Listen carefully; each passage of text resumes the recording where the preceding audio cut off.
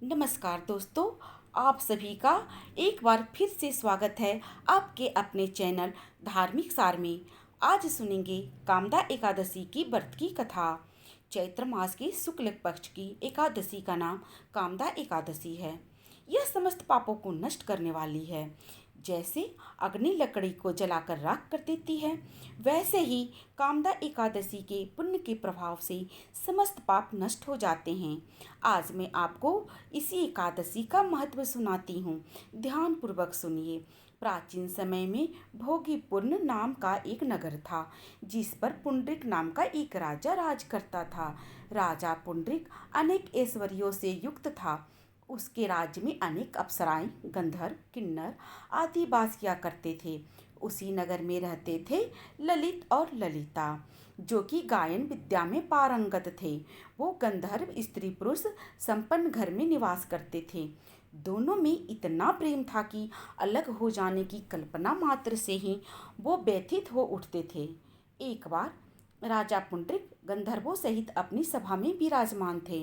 वहाँ गंधर्वों के साथ ललित भी गायन कर रहा था।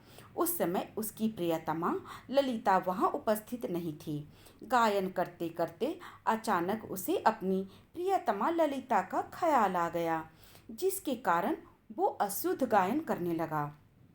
नागराज करकोटक ने राजा पुंडरिक से उसकी शिकायत कर दी। इस पर राजा को भयंकर क्रोध आ गया और उन्होंने क्रोधवश ललित को श्राप दे दिया। अरे नीच, तुम मेरे सम्मुख गायन करते हुए भी अपनी स्त्री का स्मरण कर रहा है, इसलिए तू नरभक्षी दैत्य बनकर अपने कर्म का फल भोगेगा। ललित गंधर्व इस समय राजा पुंडरिक के श्राप से एक भयंकर दैत्य में बदल गया और उसका मुंह विकराल हो गया। उसके मुंह से भयंकर आग की ज्वालाएं निकलने लगी। उसकी नाक पर्वत के कंदरा के समान बड़ी हो गई और गर्दन पहाड़ के समान दिखाई देने लगी। उसकी भुजाएं 2 योजन लंबी हो गई। इस प्रकार उसका शरीर बहुत विशाल हो गया।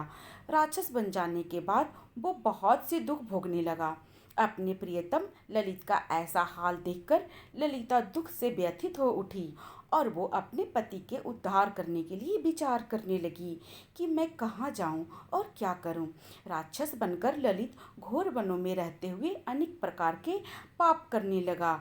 उसकी पत्नी ललिता भी उसके पीछे पीछे जाती और उसकी हालत देखकर विलाप करती। एक बार ललिता अपने पति के पीछे पीछे चलते हुए विंध्याचल पर्वत पर पहुंची। उसने वहां श्रृंगी मुनि का आश्रम देखा। वो शीघ्रता से उस आश्रम में गई और मुनि के सामने दंडवत प्रणाम करके विनती पूर्वक प्रार्थना करने लगी। उसने कहा, हे महर्षि, मैं वीर धनवान नामक के गंधर्व की पुत्री ललिता हूँ। मेरा पति राजा पुंडरिक के श्राप से एक भयंकर दैत्य बन गया है। मैं अपने पति के कष्ट के कारण बहुत दुखी हूँ। हे मुनि श्रेष्ठ, आप कृपा करके उन्हें राक्षस योनि से मुक्त करने का कोई उपाय बताइए। श्रृंगी मुनि ने कहा, चैत्र मास की शुक्ल पक्ष की एकादशी का नाम कामदा है। उसके व्रत से प्राणी के सभी मनोरथ शीघ्र पूर्ण हो जाते हैं। यदि तू उसके व्रत के पुण्य को अपने पति को दे दोगी तो वो सहज ही राक्षस योनि से मुक्त हो जाएगा और राजा के श्राप का अंत हो जाएगा। ऋषि के कहे अनुसार ललिता ने श्रद्धापूर्वक उस व्रत को किया और द्वादशी के दिन ब्राह्मणों के समक्ष अपने व्रत का फल अपने पति को दे दिया और ईश्वर से प्रार्थना करने लगी, हे प्रभु, मैंने ये जो उपवास किया है उसका फल मेरे पति देव को मिले, जिससे उनकी राक्षस योनि से शीघ्र मुक्ति हो जाए। एकादशी का फल देते ही उसके पति की राक्षस योनि से मुक्ति हो गई और वो अपने दिव्य स्वरूप को प्राप्त हो गया। वो अनेक सुंदर वस्त्रों और आभूषणों से अलंकृत होकर पहले की तरह ललिता के साथ विहार करने लगा और मृत्यु के बाद दोनों पुष्पक विमान में बैठकर विष्णु लोक को चले गए। तो ये थी कामदा एकादशी की कथा।